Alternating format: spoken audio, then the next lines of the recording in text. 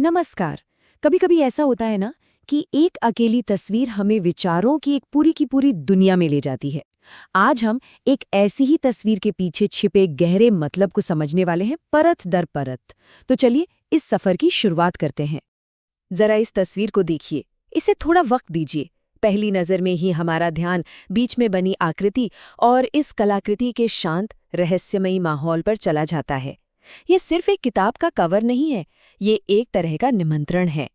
तो सबसे पहले बात करते हैं उस कहानी की जो ये तस्वीर हमें सुना रही है। जब हम इस तस्वीर को गौर से देखते हैं तो क्या नजर आता है? एक दिव्य रूप, हाथों में बांसुरी है, मुकुट में मोर पंख लगा है और चारों ओर गायें कितने शांत भाव से खड़ी हैं।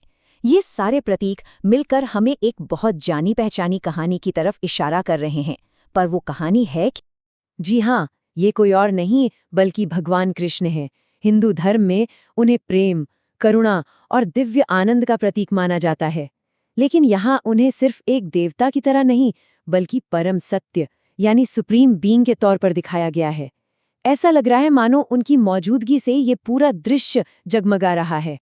अच्छा, अब तस्वीर से आगे बढ़ते हैं और अपना ध्यान इन शब्दों पर लाते हैं, क्योंकि इस किताब का जो शीर्षक है ना, वही इसके पूरे दर्शन की चाबी है। इस शीर्षक में दो बहुत ही शक्तिशाली संस्कृत शब्द छिपे हुए हैं। एक है पुरुषोत्तम और दूसरा है योग। चलिए एक एक करके इन दोनों शब्दों को समझते हैं।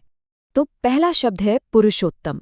इसका मतलब है पुरुषों में उत्तम, लेकिन गीता के हिसाब से इसका अर्थ और भी गहरा है। ये उस परम शक्ति के बारे में है जो नाशवान भौतिक संसार, जिसे क्षर कहते हैं, और अविनाशी जीवात्मा, जिसे अक्षर कहते हैं, इन दोनों से भी ऊपर है, इन सबसे परे है। तो ये शब्द सीधे सीधे कृष्ण की उस दिव्य छवि से जुड़ जाता है जो हमने अभी अभी देखी। अब दूसरा शब्द है योग। देखिए, योग सुनते ही ज्यादातर लोगों के दिमाग में क्या आता है? शारीरिक आसन, है ना?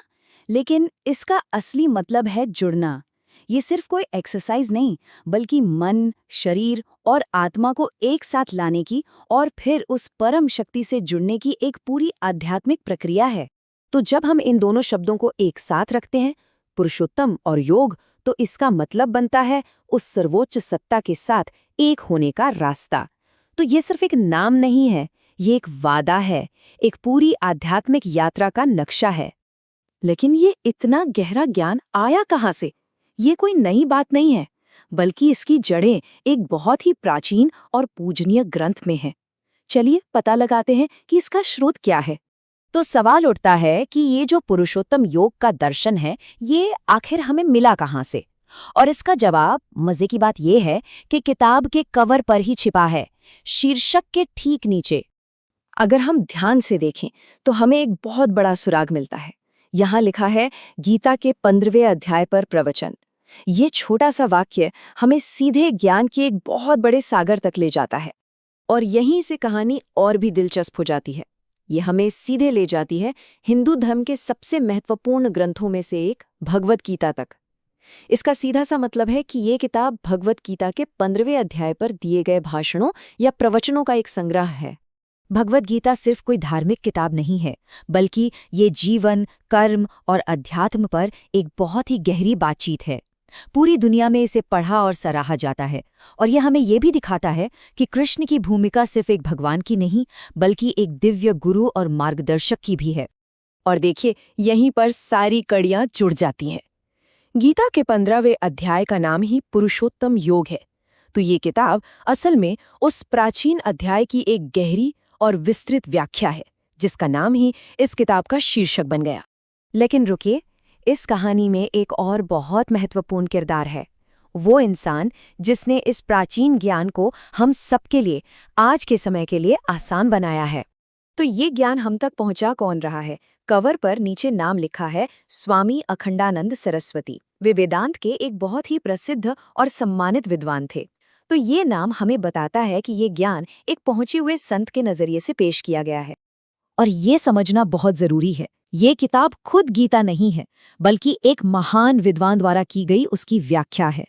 ये किताब प्राचीन ज्ञान और आज की हमारी समझ के बीच एक पुल का काम करती है। तो चलिए एक बार फिर से देखते हैं कि हमने क्या क्या समझा।